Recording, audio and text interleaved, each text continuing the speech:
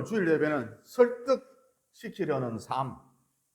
설득시키려는 삶. 만날 눈이 뻘게 가지고 충혈이 돼가지고 그거 아직도 해결이 안 된다. 몇 년째 내가 설득할게.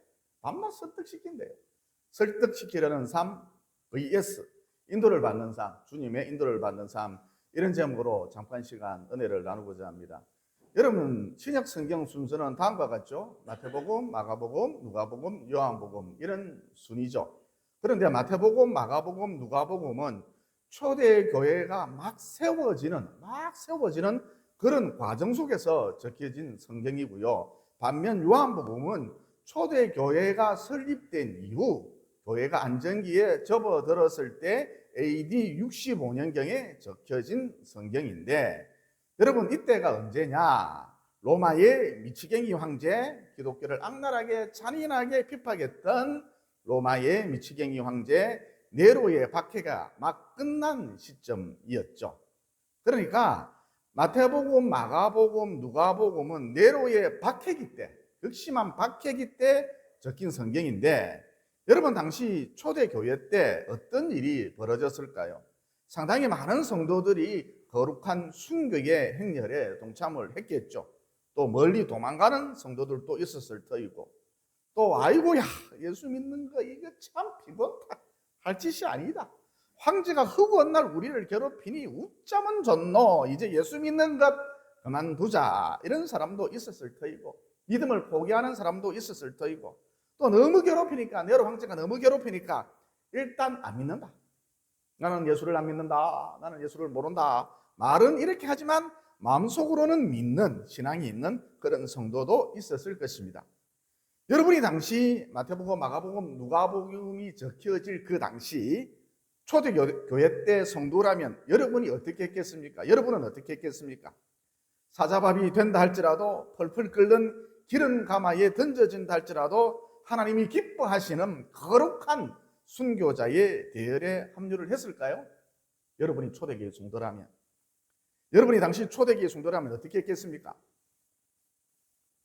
아마 핍박이 너무 심하니까 그냥 속으로만 믿고, 예수님한테는 좀 미안하지만, 죄송하지만, 좀 거시기 하지만, 예수님한테는 미안하지만 그냥 속으로만 믿고 겉으로는, 말로는 믿지 않는 척 하자. 너 예수를 모른다. 그러자. 예? 박수중 집사님, 예? 이명선 집사님, 예? 김명희 집사님, 아마도 이렇게 하시지 않았을까요? 아마도. 그러니까 요한복음이 적혀질 당시 상황이 어떠했느냐? 바울, 실라, 아나니아, 바나바, 하여튼 기라성 같은 믿음의 지도자들 하나같이 모두 다 순교를 해버렸고, 또 굳건한 믿음의 사람들, 예수님의 제자들 역시, 야고보를 비롯해서 예수님의 제자들 역시 대부분 순교를 해버렸고, 믿음을 지키지 못한 겁쟁이들만, 의기소침 믿음을 지키지 못한 겁쟁이들만, 비굴왕의 끝판왕, 이런 사람들만 겨우 남아서 초대교회를 지키고 있었던 그런 상황이었죠. 다시 말해, 우리는 참 비겁한 사람들이다. 쫄보다. 순교도 못하고 도망다니고 못난이다. 우리도 그때 순교했어야 하는데, 네로의 박해가 아무리 잔인하다 할지라도 그때 순교했어야 하는데, 우리 예수님께서 우리를 어떻게 생각을 하시겠노? 예수님한테 좀 미안하다, 죄송하다, 부끄럽다. 여러분, 이런 사람들이, 쫄보들이 초대교회의 명맥을 겨우 유지하고 있었던 것이죠. 그래서 여러분, 요한복음에 보면 베드로에 대한 이야기가 상당히 많이 등장을 하는데, 배신자, 쫄보, 비굴함의 끝판왕, 베드로의 이야기가 주로 등장을 하는데, 그 이유가 무엇이냐?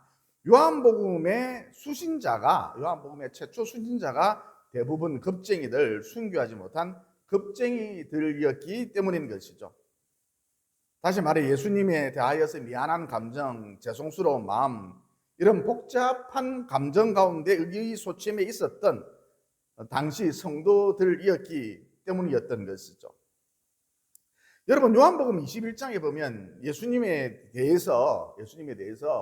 관하여 세 번씩이나, 한 번, 두 번도 아니고 세 번씩이나 모른다고 부인한 베드로를 보고 우리 주님께서 네가 나를 사랑하느냐, 네가 나를 사랑하느냐, 네가 나를 사랑하느냐 3번 물으셨죠.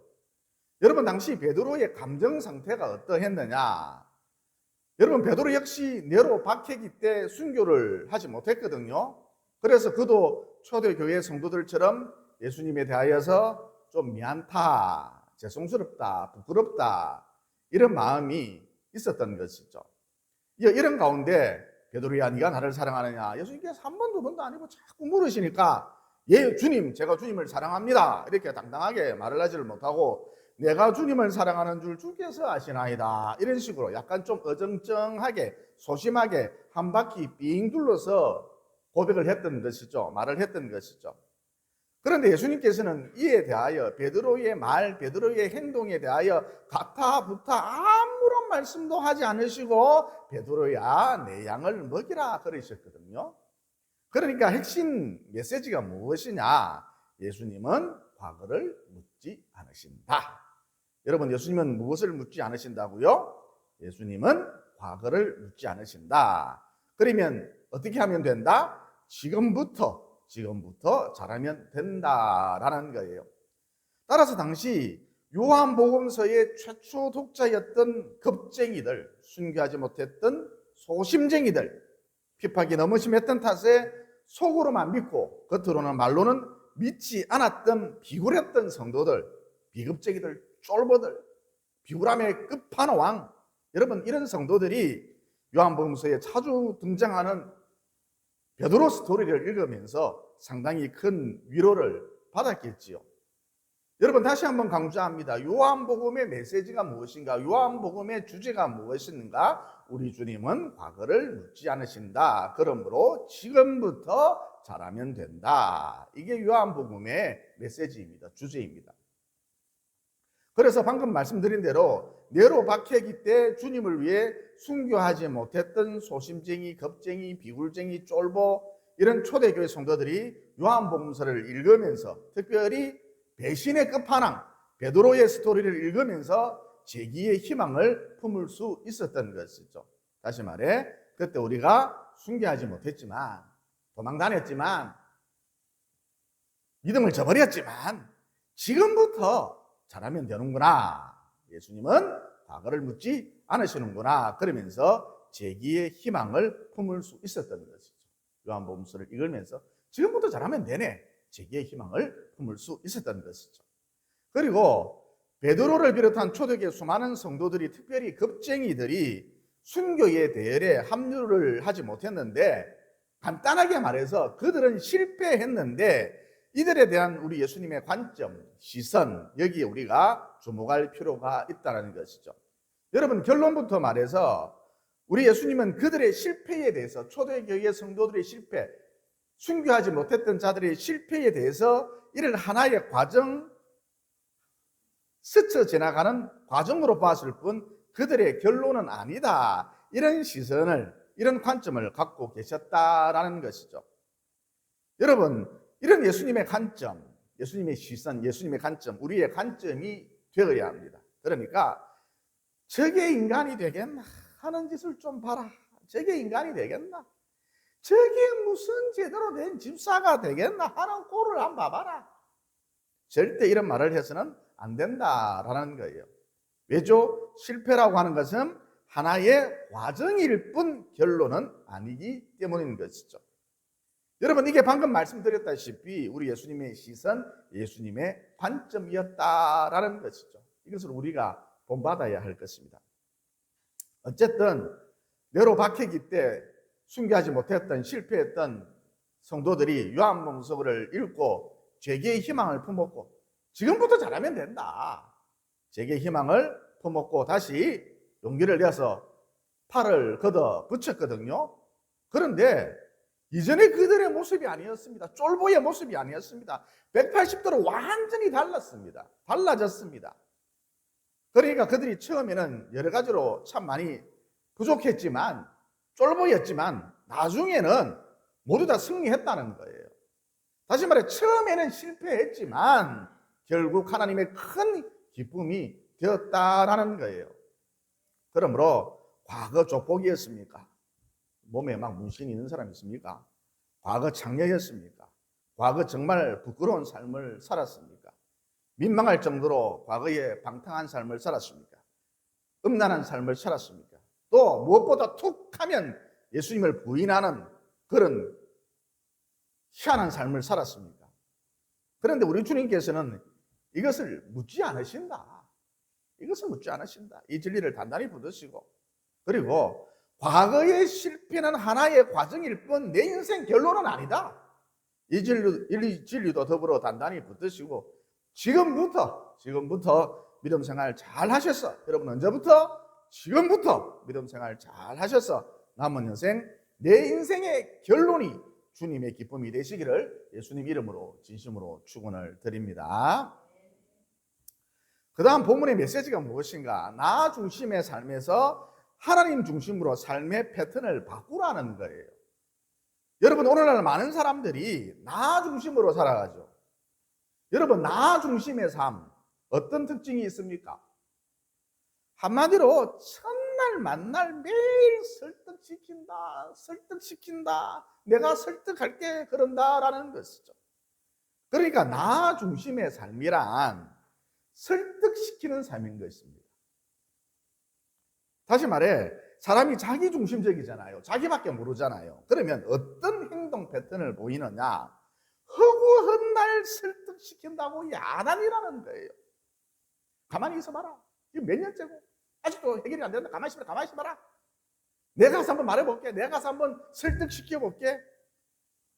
만날 그 소리를 반복한다는 거예요.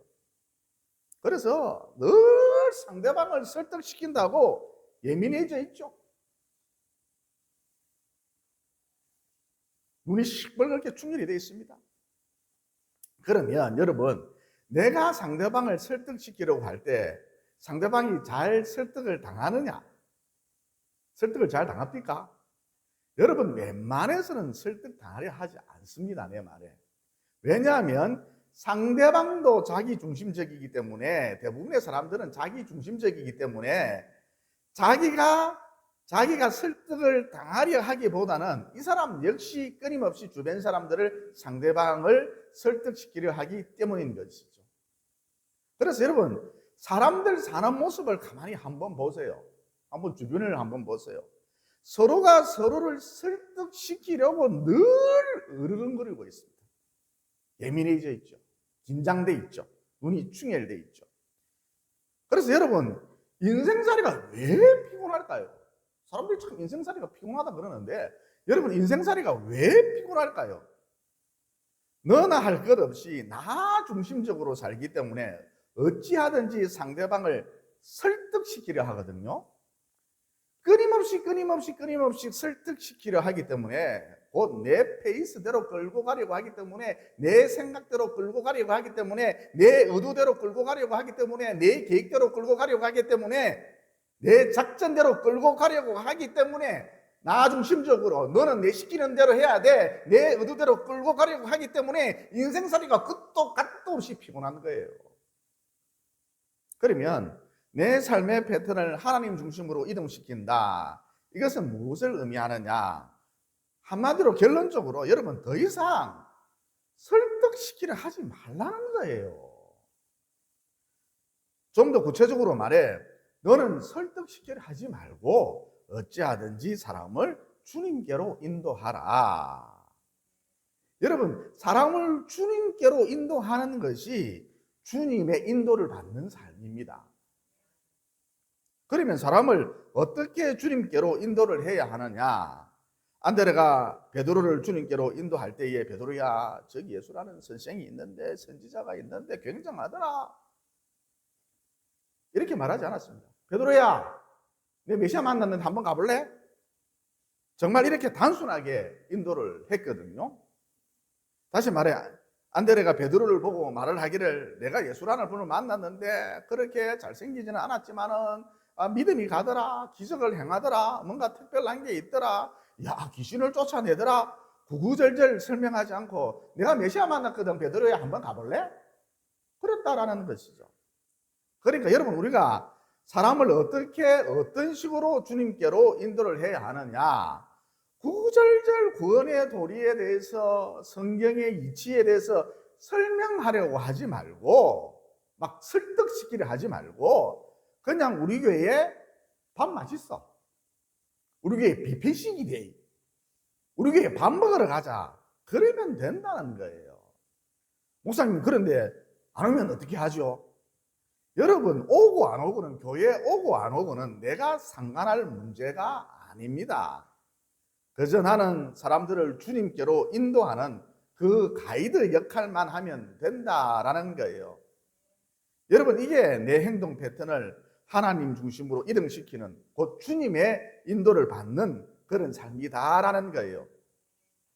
여러분 요한복음 10장 27절에 보면 이런 말씀이 나오죠. 내 양은 내 음성을 들으며 나는 그들을 알며 그들은 나를 따르리라.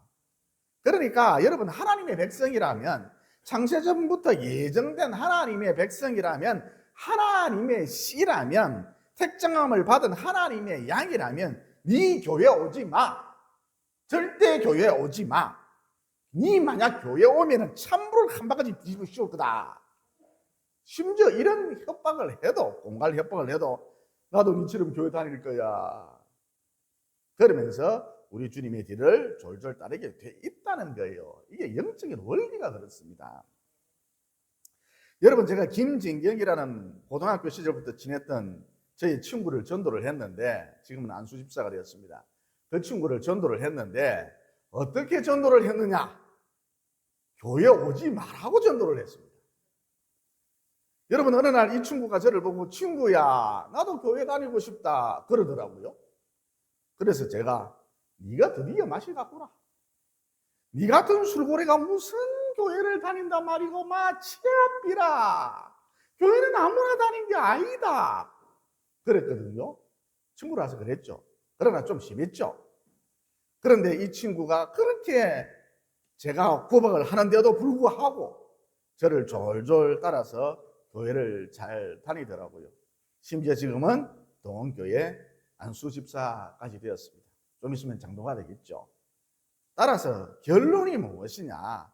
여러분 이 사람이 하나님의 씨라면 하나님께로부터 난 사람이라면 자연스럽게 예배자로서의 삶을 살게 될 것이고 그렇지 않으면 하나님의 씨가 아니라면 아무리 잘해줘도 공을 들여도 끝내 교회 문턱을 넘지 못한다는 거예요. 그래서 어떤 사람이 내가 교회 오라고 했는데 어떤 사람이 교회를 오건 오지 않든 이 문제는 내가 상관할 영역이 아니다. 하나님 영역이다라는 거예요.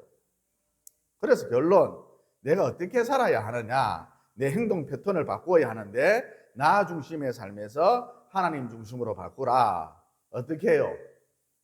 눈이 시뻘겋게 충혈되어서 상대방을 설득시키려고 예민할 대로 예민해져서 긴장감이 늘 흘러요. 눈이 시뻘겋게 충혈이 되어서 상대방을 설득시키려 하지 말고 여기에 너의 에너지를 집중하지 말고 그저 사람을 주님께로 인도하라. 어떻게 인도를 하라고요? 우리 교회 밥 끝내준다. 교회 밥 먹으러 가자. 그러면서 그저 사람을 주님께로 인도를 해라. 여러분 이게 바로 주님의 인도를 받는 삶이라는 거예요. 사람을 주님께로 인도를 하는 그 행위가 주님의 인도를 받는 삶이라는 거예요. 이거 좀 더 구체적으로 주님의 인도를 받는 삶, 어떤 삶이 있을 수 있을까요?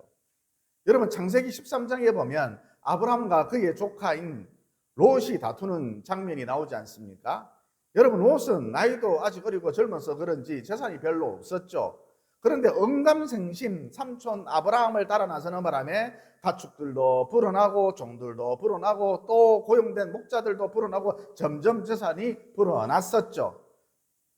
그래서 문제가 생겼죠. 초목지는 한정되어 있는데 롯의 가축들도 풀을 뜯어 먹어야 하고 아브라함의 가축들도 양들도 풀을 뜯어 먹어야 하고 초목지는 한정되어 있는데 이런 골치 아픈 문제가 발생했죠. 여러분 그때 아브라함이 어떻게 했습니까? 롯을 설득시켰습니까? 행동 패턴이 롯을 설득시켰습니까? 나 중심의 삶, 곧 롯을 설득시켰습니까? 내가 그래도 네 삼촌 아니가 장녀 유서 모르나? 네가 나를 만났기 때문에 만나는 바람에 너 알거지였잖아. 네가 나를 만나는 바람에 거부가 되었지 않느냐.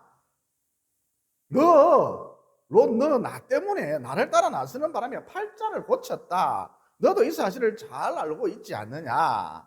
따라서 내가 삼촌인 내가 초목지를 곧 비옥한 땅을 가져야 하지 않겠느냐.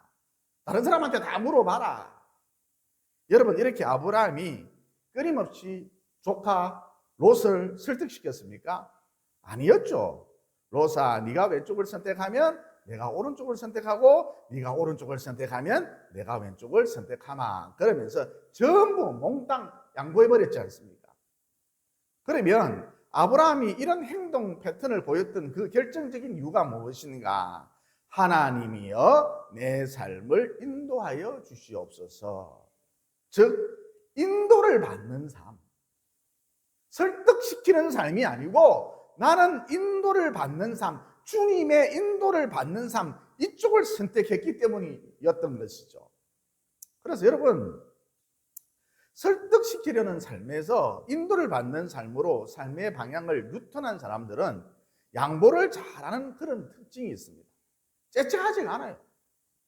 어쨌든 아브라함은 인도를 받는 삶, 이쪽을 선택했는데 그 결과 어떻게 되었습니까? 여러분, 아브라함의 조카 롯은 초목이 우거진 데다가 화려한 문명이 형성된 소돔과 고모라 땅을 선택하지 않았습니까? 그래서 롯의 목자들은 양떼들을 배불리 먹일 수가 있었고, 게다가 영양 상태가 좋은 이 양떼들 새끼들을 순풍순풍 잘 낳는 바람에 롯의 재산은 갈수록 기하급수적으로 늘어났죠. 롯은 안 그래도 거부인데 더 큰 거부가 되었습니다. 그런데 어느 날 갑자기 어떤 일이 벌어졌습니까? 소돔과 고모라 땅에 죄가 크게 달하는 바람에, 무엇보다 동성애를 즐기며 음란이 크게 달하는 바람에 하나님께서 그 두 성을 심판하셨지 않습니까? 그래서 진도 9.0의 강진과 더불어 화산이 폭발하여서 소돔과 고모라는 두 성은 지중해 밑으로 아예 가라앉아 버렸죠. 여러분, 그때 롯의 아내들, 사위들, 또 종들, 가축들, 그 엄청난 재산들 모두 멸절되었고, 지진과 화산으로 그만 폭삭 모두 멸절되어 버렸고, 또 하루아침에 알거지가 된 롯은 몸만 겨우 빠져나와서 자기 목숨만 겨우 건질 수 있었죠. 딸들하고 자기 목숨만 겨우 건질 수 있었죠. 여러분, 이게 설득하면서 밤낮 설득 안 돼요. 내가 가서 이야기해 볼게요. 밤낮 설득 안 돼요. 여러분, 이게 설득하면서 살아온 인생의 결론인 것이죠. 설득하면서 한번 살아보세요. 그 인생 끝이 어찌 되는가. 반면 설득하는 삶에서 주님의 인도를 받는 삶으로 행동 패턴을 바꾸었던 아브라함의 결론, 아브라함의 인생 결론 어떻게 되었습니까? 조카 롯이 화려한 도시 문명과 초목지를 선택하는 바람에 아브라함은 하는 수 없이 반대편인 황무지, 돌짝밭 평원을 선택할 수밖에 없었죠. 그래서 당시 기업형 목축업을 하고 있었던 아브라함이 망하는 것은 시간 문제였던 것이죠. 그런데 이런 와중에 아브라함이 그래도 살아보려고 이곳저곳에 우물을 팠는데, 여러분, 파는 곳곳마다 생수가 콸콸 쏟아져 나온 게예요. 여러분, 한낮에 기온이 평균 45도인 당시 중동지방에서, 대부분이 사막인 중동지방에서 운물을 소유한다는 건, 그것도 여러 곳에 운물을 소유한다는 건 오늘날로 치면 유전을 소유하는 것과 똑같은 것이거든요. 그러니까 아브라함의 삶 가운데 감히 생각지도 못했던, 상상도 못했던 그런 놀라운 일이 벌어졌던 것이죠. 그래서 그 운물을 중심하여 점차 황량하고 거친 땅들이 푸른빛을 띠게 되었고, 또 토지마저 갈수록 비옥해져서 농사를 지었다면 풍년이 되었던 것이죠. 여러분, 이게 바로 나 중심의 삶에서, 곧 설득하는 삶에서 인도를 받는 삶으로, 주님의 인도를 받는 삶으로 삶의 방향을 바꾸었을 때 나타나는 현상이라는 거예요. 생각지도 못한 일이 벌어진다니까요. 감히 내 수준에는 상상도 못했던 그런 일이 벌어진다니까요. 주님의 인도를 받게 되면. 그리고 아브라함의 아들 이삭이 이 땅을 아버지 아브라함의 땅을 물려받았지 않습니까? 그래서 어떻게 되었습니까? 창세기 26장에 보면 나 중심의 삶에서 곧 설득하는 삶에서 설득시키려는 삶에서 주님의 인도를 받는 삶으로 행동 패턴을 바꾸었던 이 사람들의 아들들이 후손들이 어떻게 살았는지 잘 나와 있거든요. 여러분 창세기 26장 12절에 보면 이런 말씀이 나옵니다. 여러분 이삭이 누굽니까? 아브라함의 아들이지 않습니까? 이삭이 그 땅에서, 즉 아버지 아브라함에게서 물려받은 그 땅에서 농사하여 그 해에 100배나 얻었고 여호와께서 복을 주심으로 그러셨지 않습니까? 따라서 여러분 상대방을 설득시키려 하지 마십시오. 네 마음 가는 대로, 경상도 말로 네 꼴리는 대로, 네 마음이 편한 대로 해라. 그러면서 웬만한 것 다 양보해 버리십시오. 웬만한 것 다 양보하세요. 네 마음대로 해라. 다 양보해 버리십시오. 또 달라면은 그냥 즉시 주십시오. 야, 너 잠바 참 마음에 든다 그러면 당장 벗어서 줘버리세요. 움켜쥐려고 손에 안 버려고 난리 피우지 마십시오. 그리고 동시에 짧은 순간이지만 기도하십시오. 그 창조주 하나님께 기도하십시오. 생사복의 주권자 되신 그 하나님을 바라보십시오. 기도하십시오. 어떻게 해요? 저는 오직 인도함을 받고 싶습니다. 다 줘버리고 기도하십시오. 저는 오직 주님의 인도함을 받고 싶습니다. 그러면 마침내 어떤 일이 벌어지느냐? 다 줘도 네 마음대로 해라. 그래도 다 양보해도 아브라함이 누렸던 그 은혜를 나도 누릴 수 있다는 거예요. 심지어 내 아들은 100배의 복을 받는다는 거예요. 여러분 이건 공식입니다. 인도함을 받는 삶, 설득시키려는 삶이 아니라 인도함을 받는 삶, 주님의 인도함을 받는 삶, 그 결론인 것이죠. 그러므로 나 중심의 삶에서 곧 설득하는 삶에서 많은 사람들을 주님께로 인도하라. 즉 인도를 받는 삶으로, 주님의 인도를 받는 삶으로 유턴하셔서 아브라함처럼 감히 내가 상상도 못했던 놀라운 일들이 내 삶 가운데 펼쳐지는 참으로 기가 막힌 은혜도 누려보시고 또 우리 후손마저 100배의 복을 받도록 하는 내 아들 딸들도 100배의 복을 받도록 하는 축복의 선조, 축복의 마중물들이 모두 되시기를 예수님 이름으로 진심으로 축원을 드립니다. 기도드리겠습니다. 만복의 그런 되신 하나님, 오늘 말씀을 통해 우리 주님은 과거를 묻지 않으신다.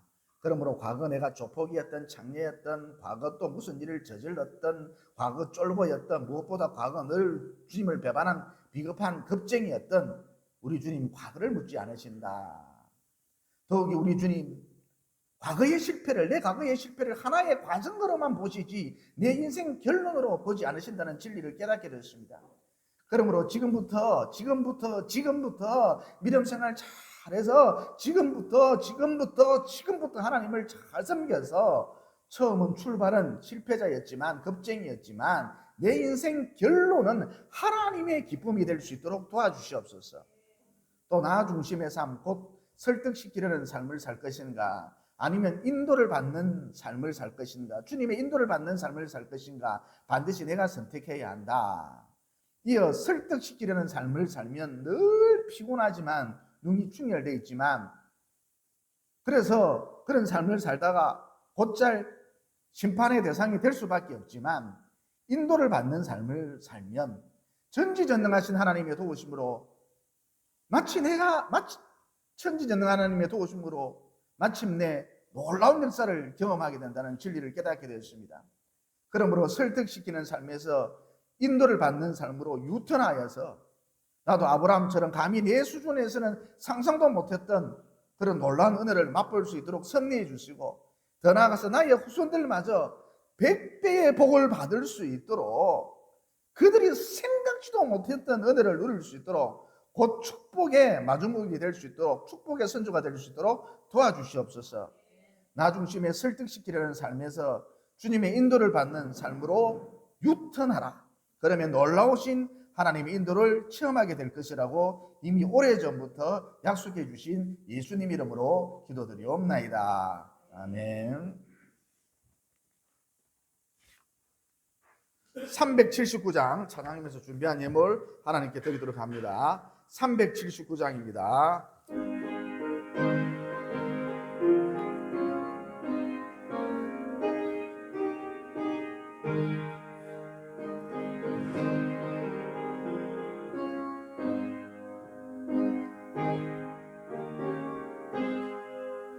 내 갈 길 멀고 밤은 깊은데 빛대신 주 저 본향 집을 향해 가는 길 비추소서. 내 가는 길 다 알지 못하나 한 걸음씩 늘 인도하소서. 이전에 방탕하게 지낼 때에 교만하여 맘대로 고집하던 이 죄인 사하소서. 내 지은 죄 다 기억 마시고 주 뜻대로 늘 주장하소서. 이전에 나를 인도하신 주 장래에도 내 앞에 험산 출령 당할 때에 도우소서. 밤 지나고 저 밝은 아침에 기쁨으로 내 주를